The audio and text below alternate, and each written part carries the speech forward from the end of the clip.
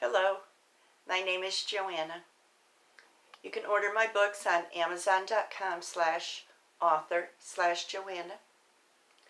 And you can listen to my music on rawjam.com/Joanna Ministries. My YouTube channel is youtube.com/Joanna Ministry, and you can follow me on Facebook and Twitter. The title of this video is What Are Socialism, Marxism, and Communism All About?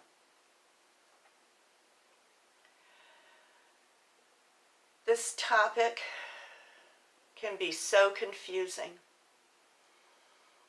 and it's so easy for young, idealistic people to be sucked in to some of the ideas and ideals of Marxism and socialism and communism.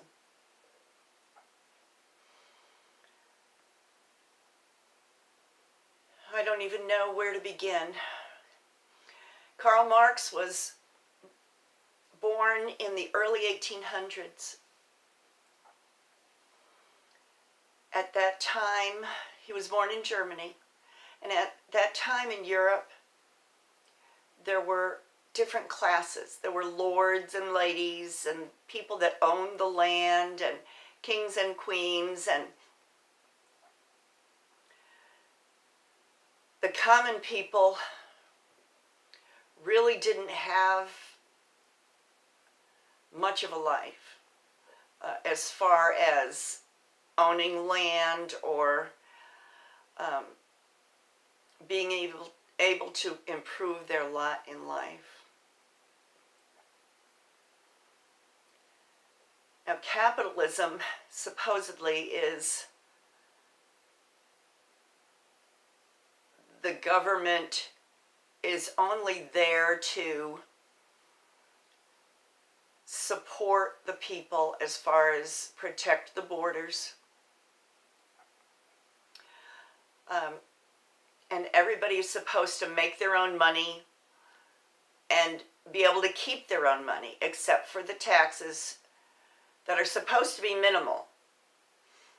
These days, I'm not so sure exactly how people think that works. But anyway,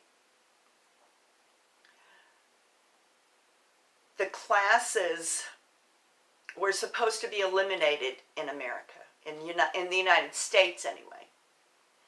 We weren't supposed to, we were all supposed to be equal. But we also were supposed to be able to keep the money that we earn. Now, my understanding, I can't remember if it was the Puritans or the Pilgrims. When they first came over here, I think the Pilgrims were Puritans. They tried to have kind of a form of socialism where everybody worked, and then they kind of put their money into one big pot. And then if John Doe's daughter needed shoes and he didn't have enough money, the pot would pay for his daughter's shoes.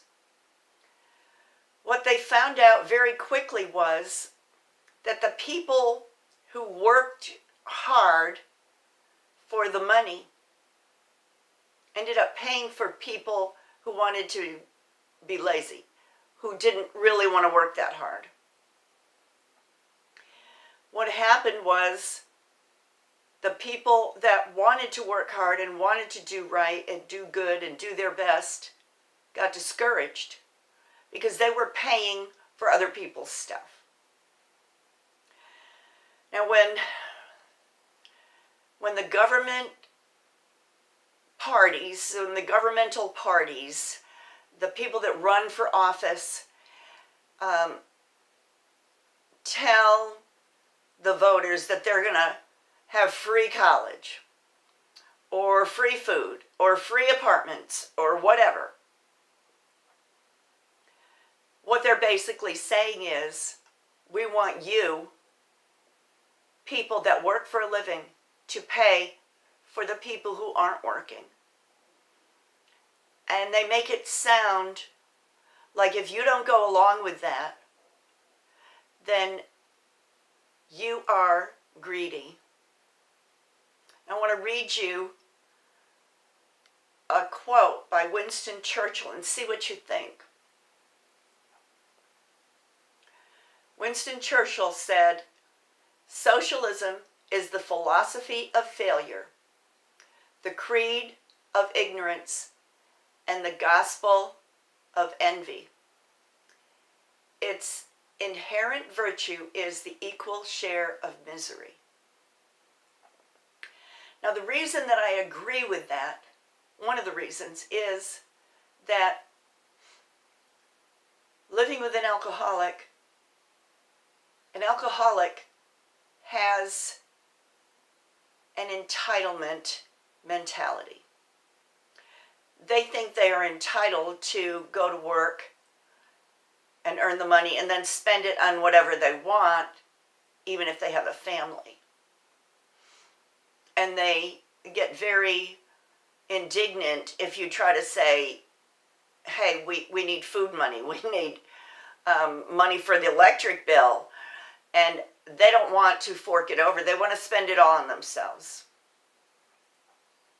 Now, in socialism, what happens? In Marxism, socialism, communism, what happens is it may start out the people ruling, but once the people start pooling their money to help everyone, somebody has to be in control of who dishes it out. Once those people get in power, that's where the greed comes in. And it just becomes another form of dictatorship, another form of control. We're smarter than you are. We are going to control the money, and we're going to give you what we think you should have. And so it really ends up just like the class system. And that's the problem with communism, socialism, Marxism. It starts out saying, we the people, and then it goes right back to, we're smarter than you. We're going to tell you what we decide you should have.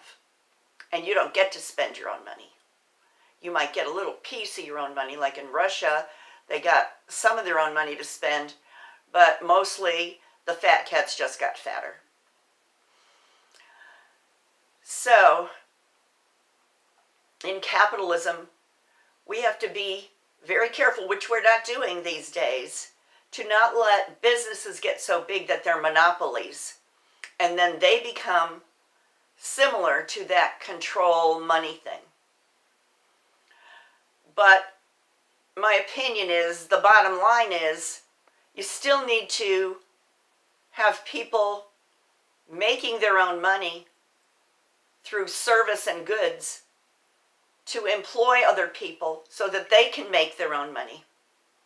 And they may not make as much money as the bosses, but they still may be able to work their way up in the companies.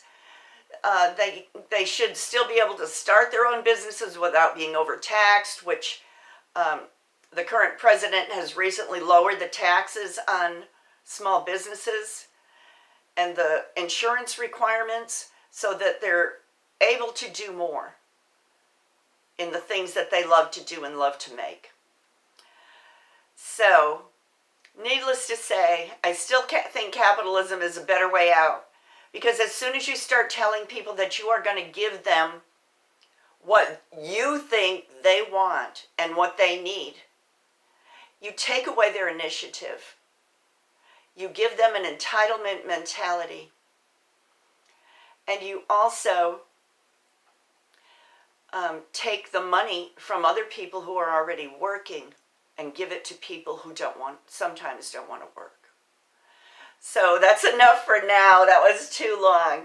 But thank you for listening, and I hope that makes sense. I'll see you later. Bye-bye.